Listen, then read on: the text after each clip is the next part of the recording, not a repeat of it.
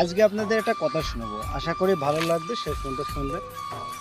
একটা ঘরের ভিতরে 4টা মোমবাতি ছিল। 4টা মোমবাতিতে প্রথমে আলাদা আলাদা তাদের নাম আছে। প্রথম মোমবাতিটার নাম ছিল শান্তি, দ্বিতীয় মোমবাতির নাম ছিল বিশ্বাস, তৃতীয় মোমবাতির নাম ছিল ভালোবাসা, চতুর্থ যে মোমবাতিটা ছিল তার নাম ছিল আশা। প্রথম মোমবাতি যেটা শান্তি, সেটা যে কোনো একটা কারণে লিভে গেল। দ্বিতীয় মোমবাতি যেটা বললো ভালোবাসা, সেটা বললো যেখানে শান্তি নাই সেখানে আমার থেকে কি হবে? শান্তিও লিভে গেল। তৃতীয় মোমবাতিটা ছিল ভালোবাসা, সেখানে বললো যেখানে শান্তি নাই, যেখানে বিশ্বাস নাই সেখানে আমার থেকে কী হবে ভালোবাসা। ভালোবাসার তৃতীয় মোমবাতিটা লিভে গেল। চতুর্থ যে মোমবাতিটা ছিল সেটা আশা।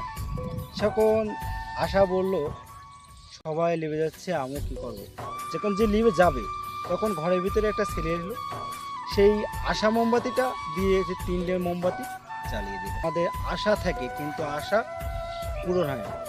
আপনি আশা করে যান, বিশ্বাস থাকবে না, ভালোবাসা থাকবে না, শান্তি থাকবে না, একদিন না একদিন ঠিকই আপনার সে আশা অবশ্যই পূরণ হবে। ভালো থাকবেন, সুস্থ থাকবেন, ধন্যবাদ সবাইকে।